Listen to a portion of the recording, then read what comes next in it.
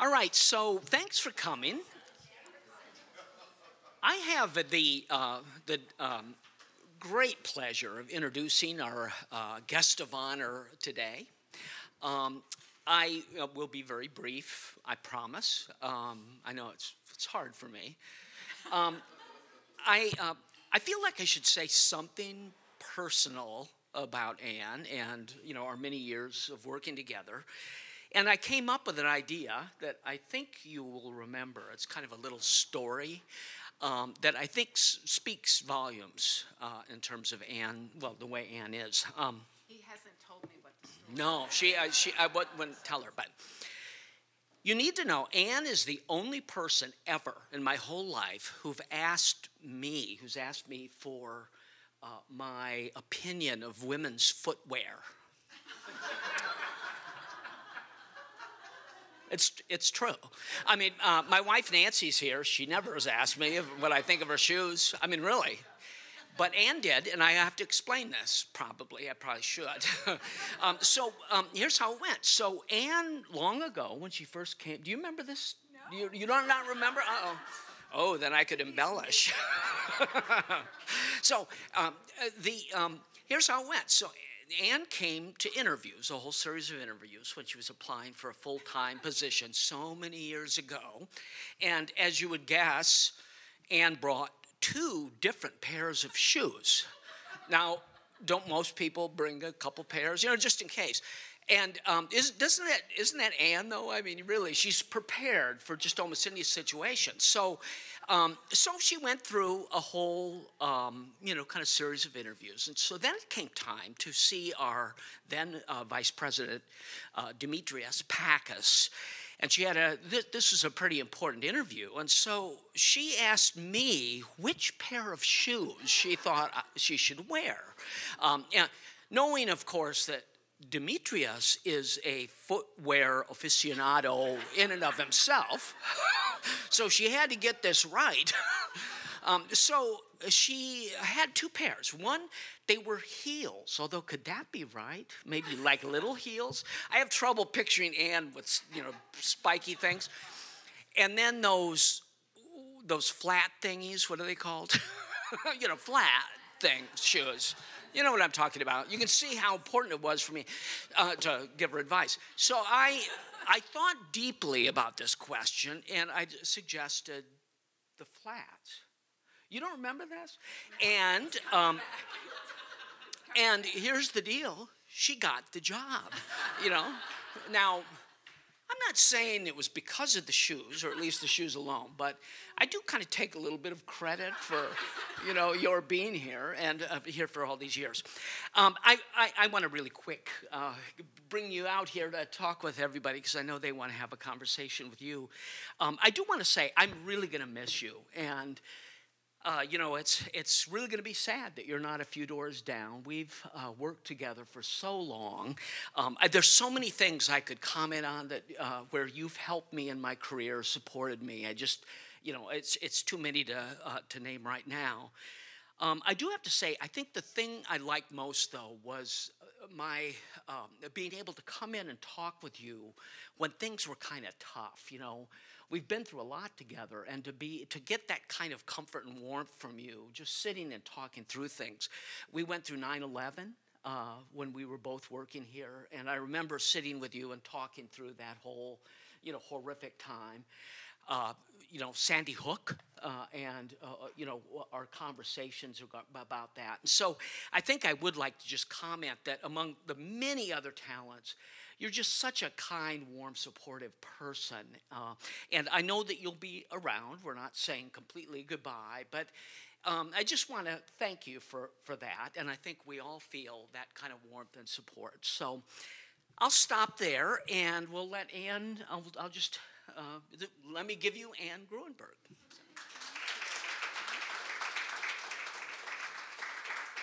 Thank you so much, Jeff. That's the most amazing introduction, and obviously I didn't know what you were going to talk about. But I think that's enough. Now we can all leave, have some refreshments. I have nothing to say, but except one thing about feet. Now you have on more than one occasion said that it's going to be hard to find somebody to fill my shoes. And now you understand. No. You just need to understand that my feet have grown 2 sizes. Really. And he's taking pictures, so sorry. No, seriously, I came here with big feet. And my feet, they're bigger now than they were when I came. So I wouldn't even recommend that you try to fill my shoes. I think it's really just fine not to. But anyway, thank you all so much for being here. And it's a very emotional and meaningful time. And I've worked with so many of you in so many different contexts over the years. When Rona asked me if I would be willing to do a last lecture, I didn't think about it too much, and maybe just a little bit, and then I said, sure, I'll do that. And then more recently, I'm thinking, like, what was going through my mind when I agreed to do this? Because there's just so much to say, and sometimes maybe saying less is more. But as I was working on this little chat, which is not a lecture, by the way, because I've never lectured in any context. I mean, even when I, have gone and done like conference presentations, and you're laughing, John, I appreciate that. It's not really ever a lecture. In early childhood, we actually kind of pride ourselves in not lecturing. That we talk, we have chats, we have hands-on activities, and that's really part of the curriculum. So this is not really a last lecture, but the term last lecture does come from Randy Pausch, who was the person who initiated this. And it's a really quite a lovely tradition. So I thank you for asking me if I was willing to do it. As many of you may know, have you heard of Randy Pausch, by the way? You can raise your hands if you've heard. Okay.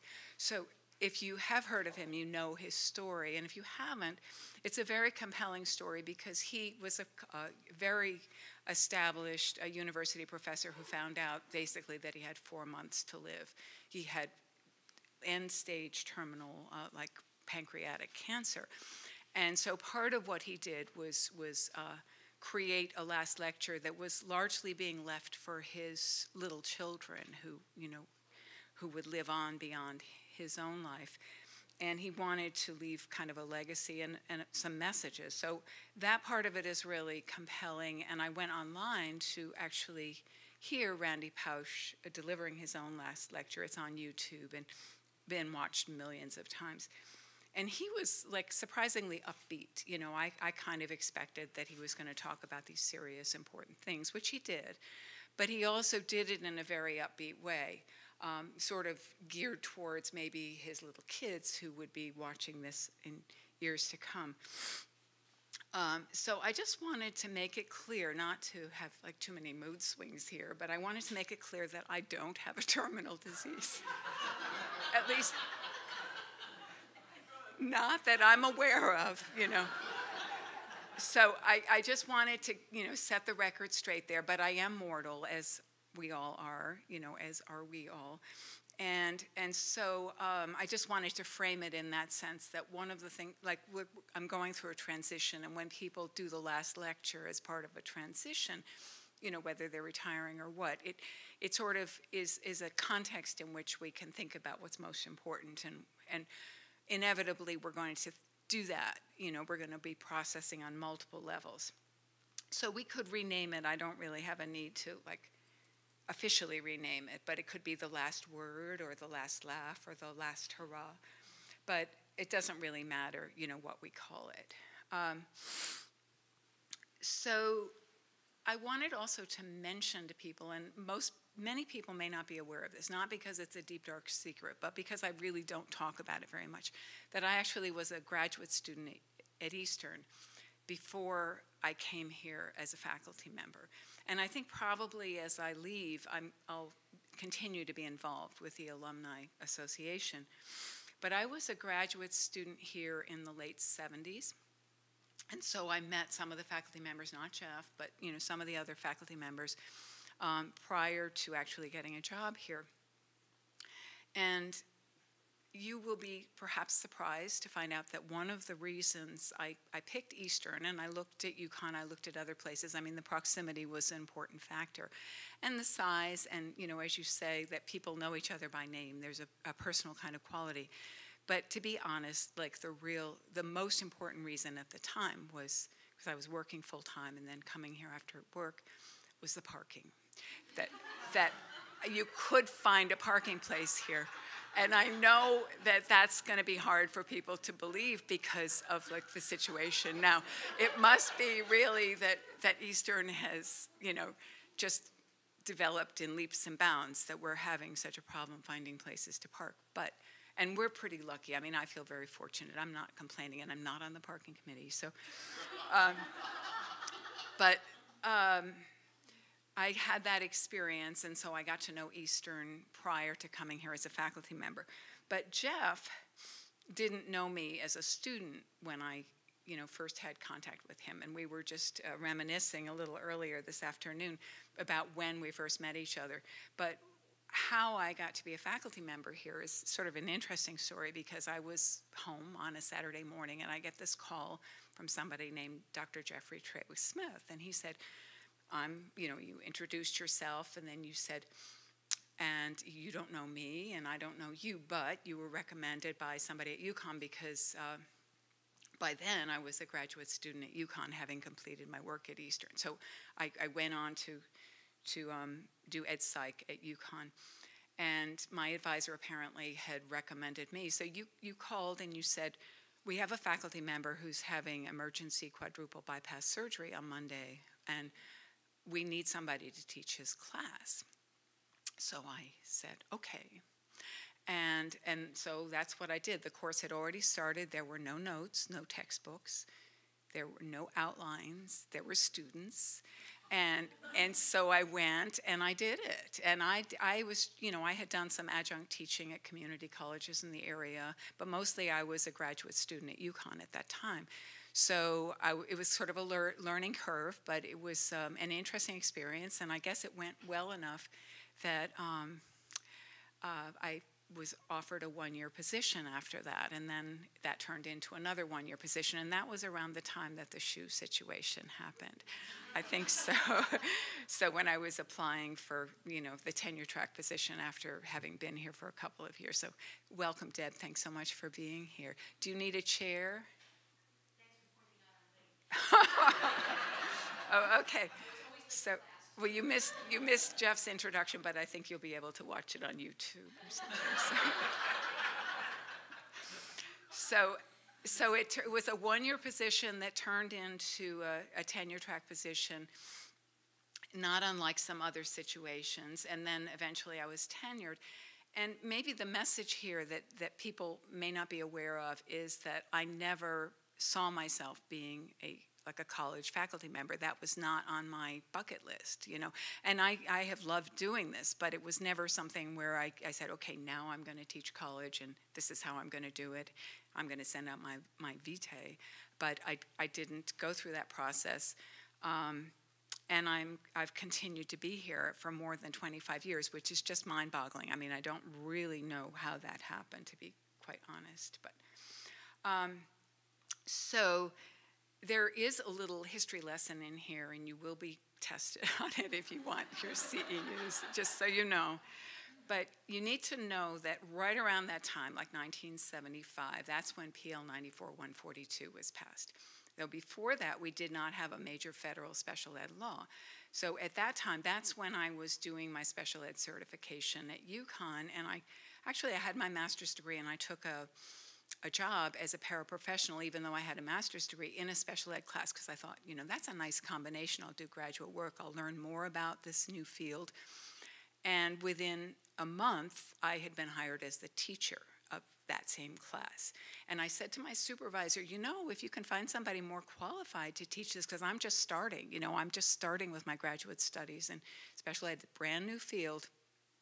And that was actually, by then it was 1980, which was when Connecticut added its preschool and birth to 3 officially, as that was like ahead of the federal schedule. So I said, if you can find someone more qualified, please feel free to hire them. And she said, we can't. There is no one more qualified. And that didn't mean that I had all these qualifications. It meant that as a new field, there really were not people out there with those skills. So what I had was a background in early childhood, and then I developed the special ed strategies like beyond the early childhood. But I had the basic grounding in developmentally appropriate practice, which is, in the big picture of things, that's, that was really important, and I really value it.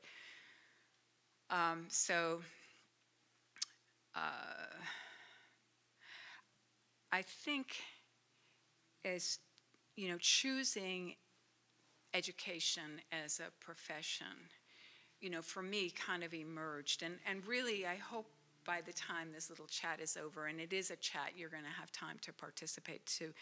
I hope you understand that this is not so much about me as it is like a chronicle of the changing field of special ed, because that's historically what my job paralleled. But when I was a child, I actually, I was, I believe, in 6 different schools by the time I was in 7th grade. My family moved a lot. We had like very, very urban Manhattan, upstate New York, Connecticut, rural Connecticut, New Haven, Connecticut. And that kind of fragmentation, looking back on it, was probably not hard for little kids. I mean, not easy for little kids to put up with, but it was part of my upbringing. And for instance, when I was in New Haven, when my brother and I were at a nursery school, we were the only Caucasian children in the school. But when I reflect on that, I don't have a lot of memories, but I don't have any sense at all, any memory at all of being the only Caucasian kids. That just was not an issue for us in preschool. I remember being a polio pioneer in Syracuse, New York, standing in line, getting the vaccine right after the vaccines came out, because there was an epidemic of polio. So, and I could tell you stories. We don't really have time for all the stories, but I think as I synthesize all of this, really the underlying message is that even when I was a little child, I was participating and observing in like a whole range of different kinds of environments, like educational environments, and that most definitely contributed to my ending up being a teacher. In 1986, and again, I'm not like a big history buff, but it's very, as I get older, it gets actually much more interesting. But in 1986, PL 99-457 was passed, and that was lowering the mandate on a federal level to serve younger children. So that was sort of the beginning of the whole specialized field of early childhood special ed, and that was before I started teaching at Eastern. So my whole time at Eastern involved developing programs to support students who were going out there and doing all this brand new stuff. And that is like a big part of it. Eventually, in the early 1990s, that those 2 laws that I mentioned already were combined to become what's now called IDEA. And that lives on in various reauthorizations, but basically it includes the the early childhood special ed and also through high school. But I always think of the early childhood as having distinct differences, even though there are a lot of similarities.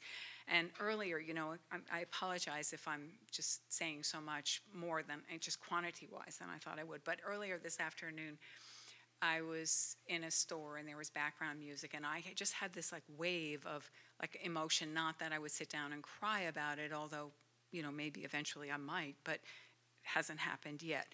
But it was just this emotional wave of realizing how different it is when you're working with families and they have a 3-year-old or a 4-year-old or an 18-month-old, and you're having a conversation with them about their child having a disability. That is different than when the child's 14 or something. That there's a whole process of just getting used to that. And so I really think of the work that we've done here, and it's definitely we. I mean, this is not anything that I've done all by myself ever. It's just like a team effort always. But the work that we've done is really from the heart. I mean, that's a huge part of it, that it's all about emotional intelligence and being able to communicate and, to listen as well as sharing perspectives and to understand that when children who are very young have challenging conditions, that's not easy. So, when the certification changed, and it did, we've had like various iterations of early childhood certification. the ambiguity sometimes was really paramount, and it was just hard to figure out.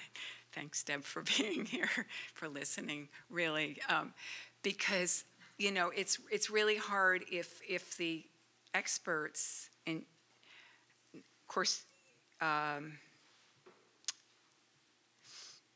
you're an advocate, and we appreciate that. No. What you're actually, I'm glad to see that you don't see what I'm seeing on this. And technology, by the way, plays a really important role in this. It says your battery power is low. 7%.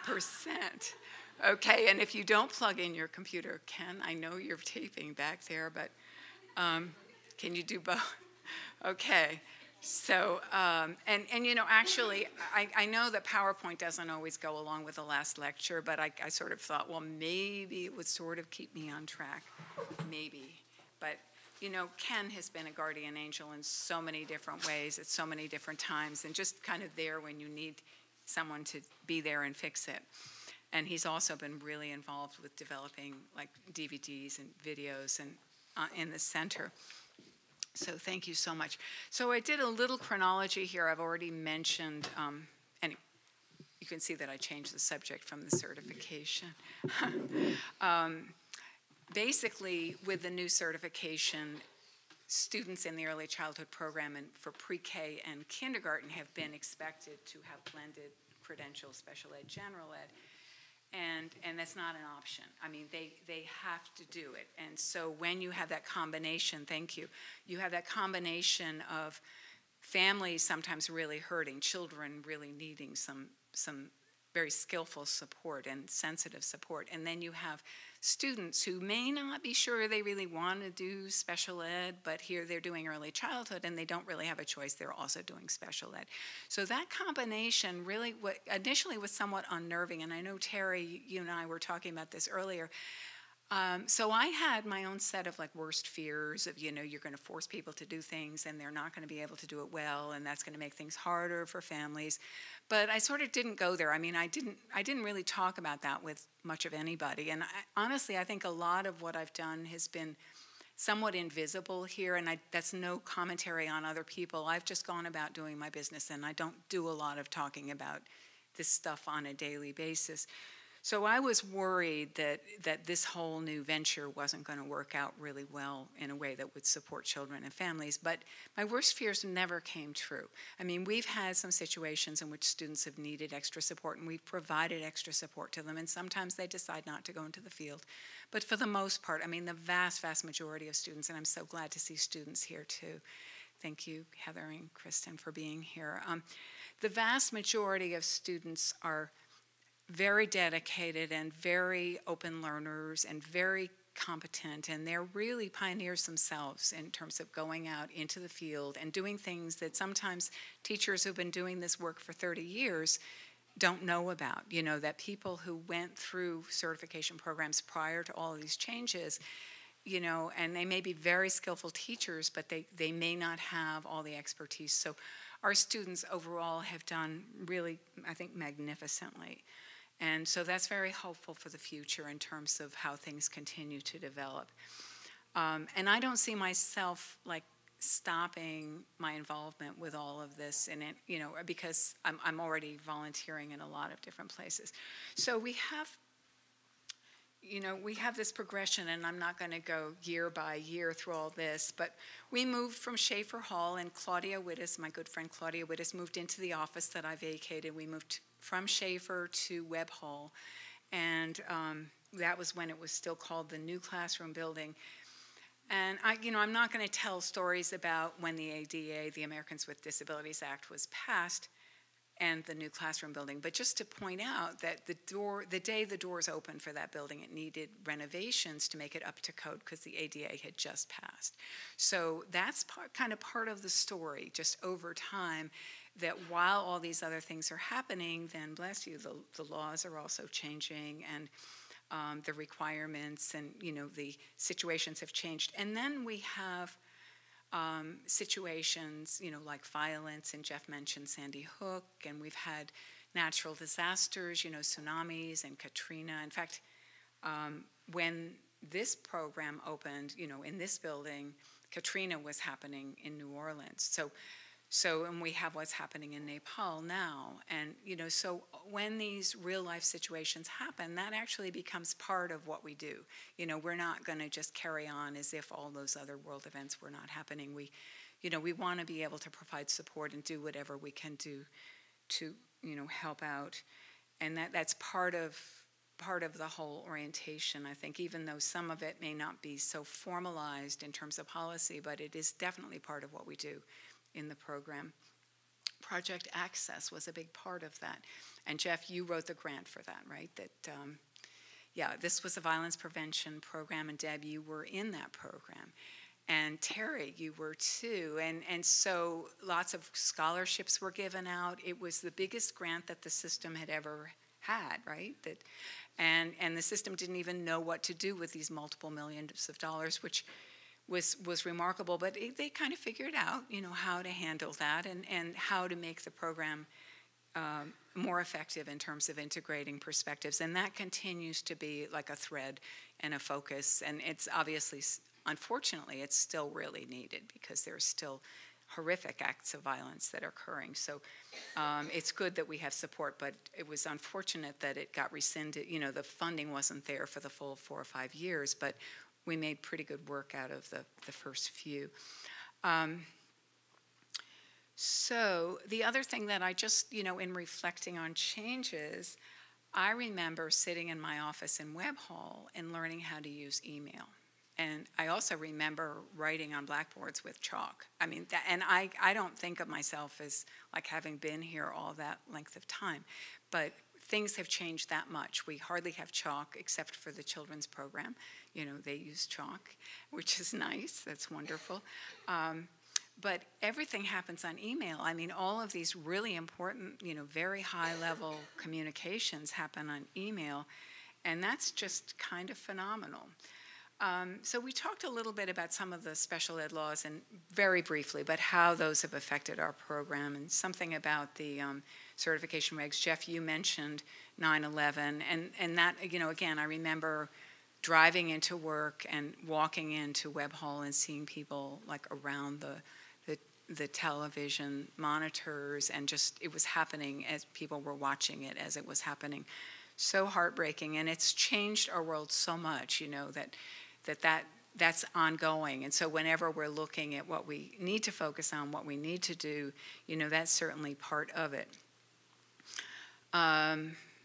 This facility is like phenomenal, and most of you have probably been here before, but this is like, somebody's dream come true. And the planning went on for a number of years. It's hard to believe that this has been open for 10 years.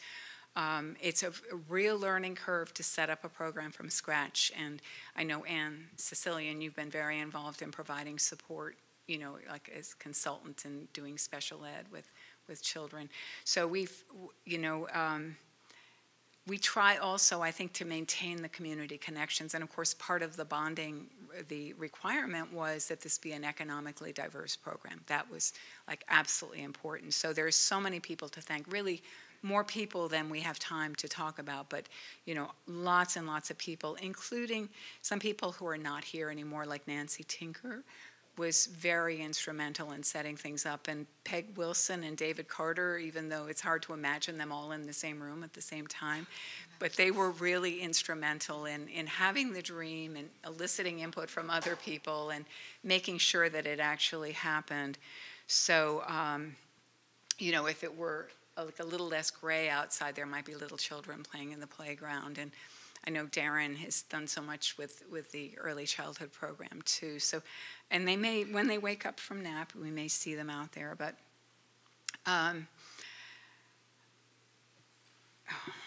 just keeping track of this because I think, I don't mean to like go over the amount of time that you generally expect. It seems like there are a lot of things to say, but just a word about wonderful teachers and, why sometimes having had a wonderful teacher, and I think the President of the United States was reflecting on this a little earlier this week, but one of my wonderful teachers was Ms. Lightbourne when I was in a different nursery school, not in New Haven, but in Syracuse, New York, And I remember her so distinctly how, at nap time she would come and just do a gentle, soothing hand on the brow, and just how reassuring that was. And I have no doubt that that contributed to my being an early childhood teacher. I didn't know it at the time. So a lot of, when we were talking about Randy Pausch before, a lot of times transitions really highlight what really, really matters. And to me, part of what really matters is meaning making, that just to do things that don't have any meaning there's nothing really compelling about that from my perspective anyway. And then support for students is really, really important. And I remember just one little anecdote. Early on in my career here, I had an evaluation from a student, and obviously over many years you get a lot of those. But there was one in particular from someone named Michael, and he didn't put his name on like an evaluation sheet. This was on a separate piece of paper, and he said, "If there's such a thing as being too nice, that's Anne." And I thought about it, and I thought, yeah, he's right. If there is such a thing as being too nice, I mean, I'm guilty, and I would like to say to Michael, I've worked really hard over all these years to be, not too nice. And I've made a little bit of progress, but I think I'm going to carry this to my grave, because it's not that I'm trying to be too nice. And there are probably times when I need to be a little meaner, or maybe not meaner, but like firmer or whatever. But I do think that, being compassionate is like part of the work. And that if it's not there, I have trouble relating to that. So, if I have to be too something, it's all right with me to be like too nice. But I'm also very definitely not perfect. And I think as a role model, I could never say like I write perfect lesson plans or something. That would not be like an area in which I would say that, of course, I excel all the time. It would be more like knowing that it's okay not to be perfect. I hope that I'm a role model for conveying to people who are going to be teachers that you don't have to be perfect, and you don't have to pretend that you're perfect. And it's not a bad thing to ask for help, that it's really okay to ask for help. In fact, it's really important to have teamwork and to have wonderful colleagues that you work with, and to know that you can communicate that. So I would hope that that's part of, the lasting message. And there are a lot of what I call like through lines over the years, which is really something that I treasure too, because sometimes when there's a lot going on, it's really possible to work very hard on something, and then the grant runs out, and then you work hard on something else. And, you might lose that continuity, and here come the kids. Oh, that's great. But these themes, whether it's violence prevention or inclusion or creativity or equity or social justice, service, experiential learning, which is so important, reflection, support, and then more, teamwork, integrity, all of those, social justice, working with systems, having efficient systems to be able to serve children and families. All of these are like continuing. And stress management. I mean, I do believe that, teachers need stress management, because it's not okay to be all stressed out and then take it out on the kids. It's just not okay. So we do all get stressed out at times, but we need to figure out some other way of dealing with it. So just a couple of symbols. One is the timepiece. One is technology. One is silence. And so the timepiece, I was given this lovely watch. Thank you so much. And thank you also, President Nunez, for being here and for the edible arrangements, which I'm sharing. I hope you don't mind, but thank you. So I have this 25-year watch, and it has my name on it. And so I can keep track of time, but also if I ever really forget who I am, I can just take my watch off, turn it over, my name's right there, I'll be all set. It'll be all right. So anyway, time is such an important factor in our lives, and sometimes just rushing is just, we lose the essence. Technology, I mentioned before, email. Well, it's really much more than email, too. I mean, it's email on the road, and I don't mean like while driving, but I mean like, going to a school, sitting in the parking lot, being able to pick up the email if there's an emergency, being able to deal with it in the car, get back, go to visit the school, go to another school, and that is amazing. I mean, that is like so different than what used to happen. And I also want to highlight Lisa Curtis, who was going to be doing the taping, so I was going to embarrass her by remembering that she actually was one of my guardian angels, helping out with a project before I went with a group to Finland. And she helped with some technology, and it was overtime for her, but she did it just, you know, she's not here. Ken is also a guardian angel, so, but I did want to acknowledge that there have been a lot of people over the years at Eastern and in the community who've really, you know, partnered as like colleagues and helped out in so many ways. And thank you, John, for being here too. So in terms of technology, my family did not have TV till I was 8, and it wasn't because we couldn't afford it. It was because TV didn't, you know, it hardly existed. There was one family with TV. You know, it was quite a while ago. And also, you know, with my dissertation, I mean, that was written on a word processor. So again, I think the transition and using technology well has been really important and very, very helpful. Even being able to like document what students are doing in classrooms. This is a practicum student who was doing a practicum experience next door. You know, obviously the technology keeps increasing, and as great as that is, I would never want that to become more important than the human beings who are using it. You know, that it's just important to also have that human connection. So in terms of silence, and I'm thinking like we could do like a mini moment of silence, but silence is kind of representing confidentiality for one thing. I mean, you know, we have all these committee meetings and we have proceedings and people say, well, okay, everything that you talked about here has to stay here. I've been, I think, pretty good in terms of not violating that. But I also have perspectives from working with families and working with team members and getting consent legally. You know, there's that requirement. People don't always realize that when something is confidential, that it really is supposed to stay confidential. And I'm hoping that for the rest of my life, I can continue to be able to not talk about stuff that is supposed to be private. You know, that if I can keep that boundary, I'll be doing okay. But I wonder if we could just like have a moment of silence for you to focus on anything that, you know, warrants that, whether it's a sad situation or what's going on in Nepal or whatever. And this is going to be kind of brief, so just.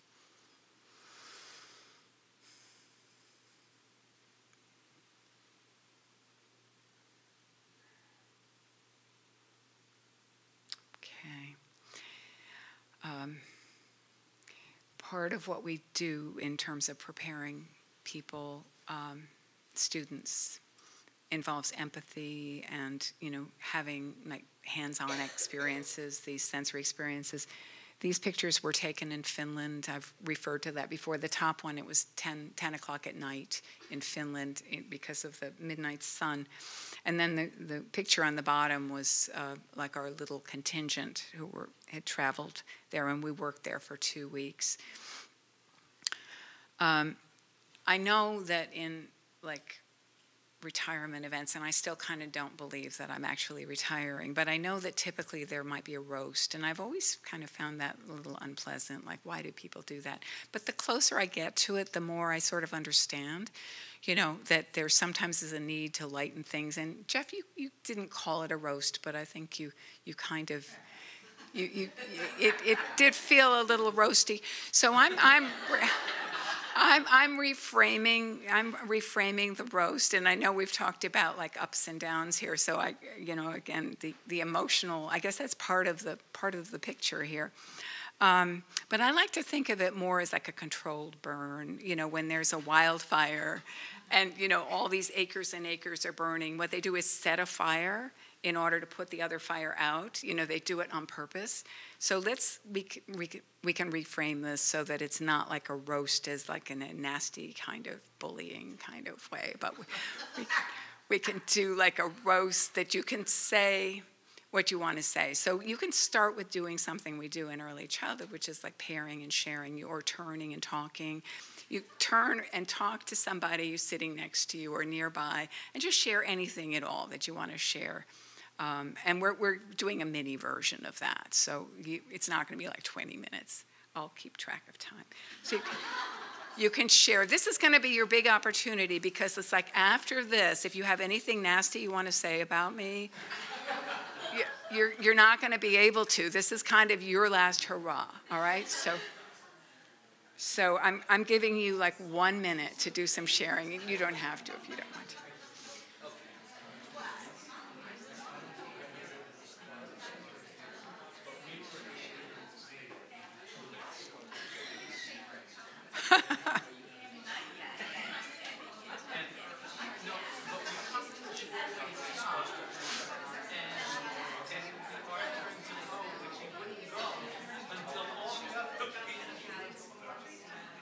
So Darren, you don't have a partner? You're good. Okay. Okay, so you have 15 more seconds.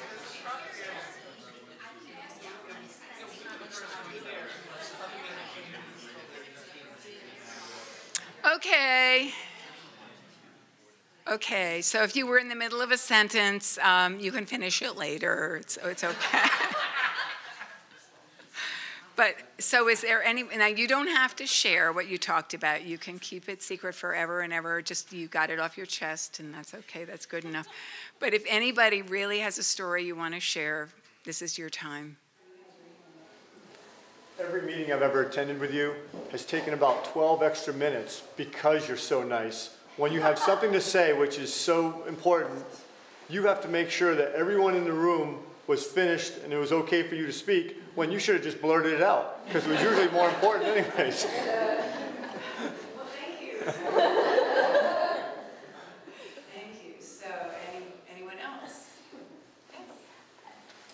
We have laughed about this, but Anne is unfailingly kind.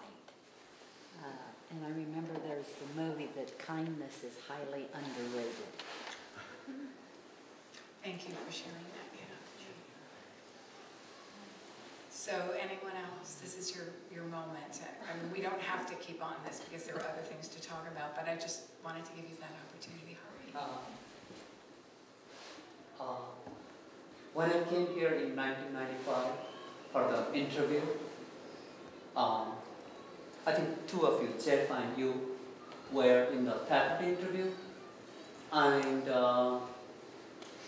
I had presented about how constructivist theory of learning applies for research and for teaching. So I asked all of the audience to play dice game, and then I told that, okay, this is not for gambling, this is for learning mathematics, and this activity can be used with any group of people. And then the presentation was over, and then Anne told me that this activity is actually very, very appropriate and relevant here in Connecticut because we have this big casino. That actually helped me to, and there were so many factors why I came here, but that was one of the reasons. Oh. And I did not come here for parking. I didn't even have a car. Thank you so much for sharing that. So did anyone else have any? Yes. I'm sorry, I'm late. There are Thank two you for events being going here. on. I know, there's so much going on. Oh, I realized I was going to thank, like early on, I was going to say thank you for being here. I know you have a choice, with the way the airlines have a choice of like different retirement options.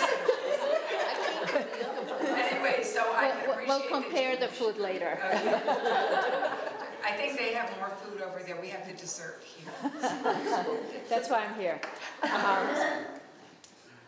I think that among very many colleagues and friends at this university that I met and made friends with, and you're right, absolutely, Kathy, was one of the kindest ones. And what I wanted to say is actually greetings from Tessie Garcia. Oh, thank She you.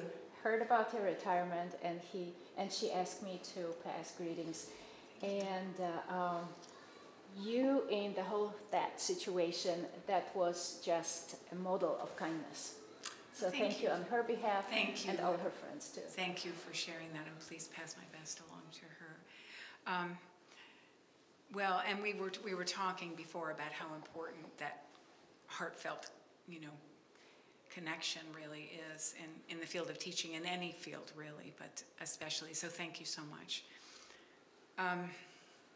So as I was kind of pulling all of this together, and there are just so many layers and levels of all this, I began to wonder if it was going to be as hard to leave as it is to work through the system and actually, get a tenure track position and then become tenured and, just be promoted and all, that the maze is like a symbol of that, that the entry, the voyage coming into a system like this, and actually Eastern is relatively positive about this process in terms of providing support to teachers, but it's almost can be thought of as a maze, where you enter and then you have to do all these things. You could imagine like a racehorse or whatever, jumping over the fences. But what I'm finding is that leaving is actually, apart from the emotional part of it, but in terms of the system, it's actually easier to leave than it is to work through the system, just so you know. You walk out the door, Lord S is tremendously helpful, just doing that.